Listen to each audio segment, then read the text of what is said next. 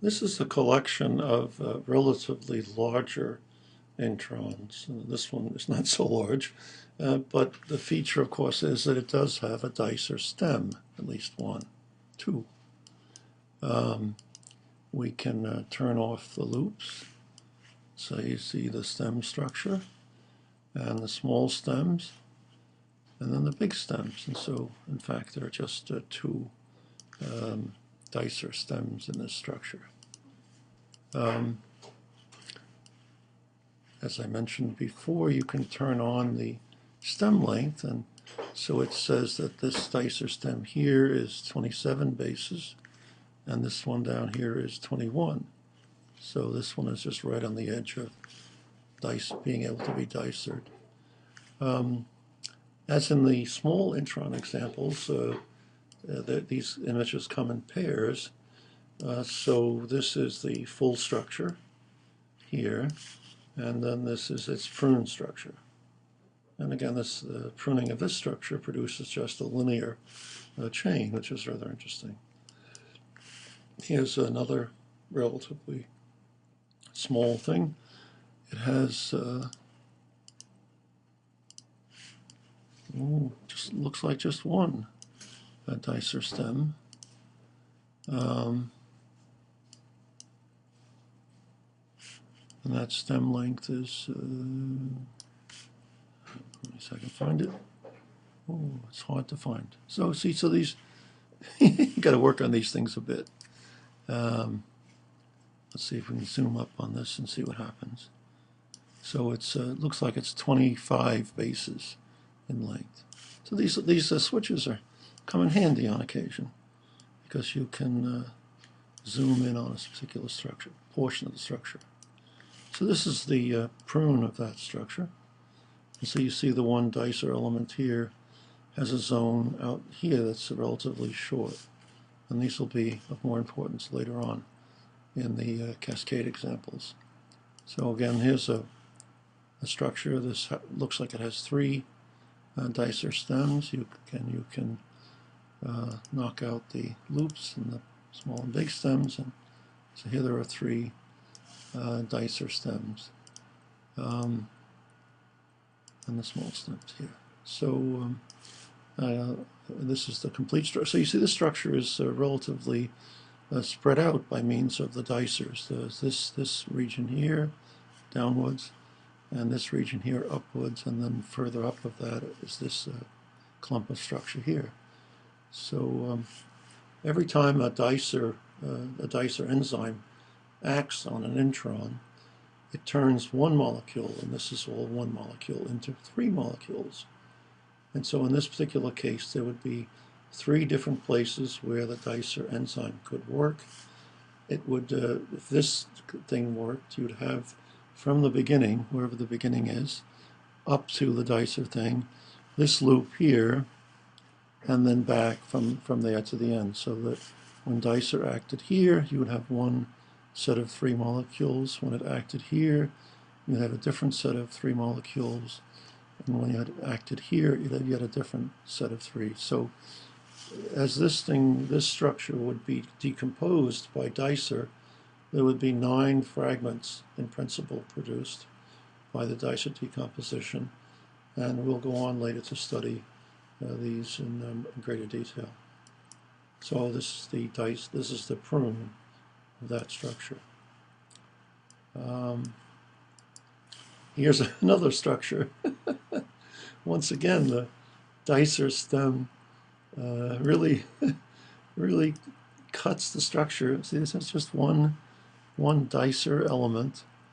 Here's the big stems, and so you can see it in the context of the stem structure. And then the small stems, which form the leaves and branches. And then I also put the loops in, you see that. So dicer would act rather decisively on this and to cut it into 3 fragments, the 5' to the loop, to the dicer action, the loop, and then the 3' of the loop. That's the full structure. This is its dicer thing, is what you'd expect. That's just a linear thing. Here's a spatially more complex structure. Again, it has, you can't even see the dicer stem in here. It must be here. Let's look to find out where it is. Well, let's cut out the loops. That's the best way. Oh yeah, you can see it. It's right, right in the middle of the structure, at least as it's portrayed here. Now, if we went to the prune right away, you'd see that the prune structure is the role of the dicer in the pruning structure. But to go back to the full structure, put on all the features, you see it's not too big, but it has one dicer stem in it. So the dicering occurs in structures that are a little bit larger, you know, between 1,000 and 50 or 100,000. That's the prune. So here's another structure. Again, we'd have to see where the dicer element is, and that can, or the structure, and you can see that that's looks like the dicer got pruned away, so it must be right at the edge of the structure. Let's go and find out where it is. Oh no, it's right in the middle there. See, it's hard to see. It's just the red thing right here. See, so if we knock out the white stems, which are a lot, you can see the stem structure of the dicer stem, and then the big stems, which are the 8 to 19. In any case, this is the topology, which is very much more complex now than what we've seen before in the small introns. That is, the macro topology is more complex. Here's another one. I mean, big thing. But you see the dicer cuts it into various domains. There's a domain up here, the domain down here, there's a thing in the middle, another dicer acting here. Again, if we cut out the loops and cut out the small stems, we can see where the dicers. Oh, there's quite a number of dicers. What do you know? Oh, goodness, there's a whole bunch of them. Oh, yeah, this is interesting. Look at all the dicers. I mean, cut out the big stems. Look at them. Oh, my. I didn't realize that. This is going to be cut up into a lot of fragments. Okay, so you see that the dicer plays a big role in some of these sequences. Can play a big role. Again, this is its pruning. We should have gone to this to begin with. You see, that's the balance between the complex structure, which it's hard to understand what's going on, and the prune structure. Now, of course, some of the prune structures cut away, so it is a lot simpler. But in this case, you see just how complex the topology of the fold is. And, you know, you'd just never be able to see this from just looking at connection tables or, you know, whatever. And certainly it's difficult to see even in this diagram here. So the pruning has really turned out to be very much more effective than I had imagined in the beginning. And of course, as I said, I mean, I haven't quite figured out yet how to do it, but I'm going to stick back the branches and the leaves off those branches and leave these things linear like this.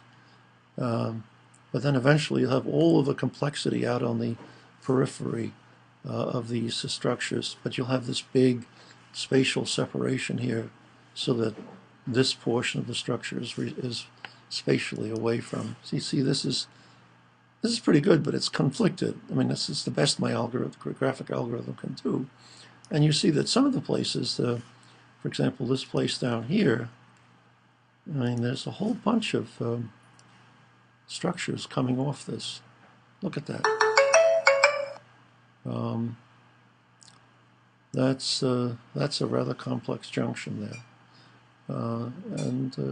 Again, these are all putative in the sense that I don't really know whether this is the way these things really are. But by having a tool like this, you'll be able to look at these things and experiment with them, and that's the key. So here's another Intron, domained, and if we knock out the loops and the small stems, you can see where the dicer stems are rather easily. And of course, if we then go to the prune structure, you can see the prune structure. They're just spectacular. Look at all these dicer stems here. Oh, goodness. I make these tools and I don't really play with them enough when I make them. Now, as I'm doing this recording, I can see, well, just how beautiful these things are. I mean, that's the key to the whole thing, is that the tool brings out the beauty in the structures. So here's a relatively small one, but again, the dicer separates things into regions, and the pruning shows you rather nicely what's happening. Again, see that you just never be able to understand these things without a tool like this. Now, I'm not claiming that my folding algorithm is absolutely perfect. I mean, maybe it could be improved, but it certainly tells you something. It gives you a first pass at these structures. And so if someone finds a better algorithm, well, we'll put that in place and we'll use that.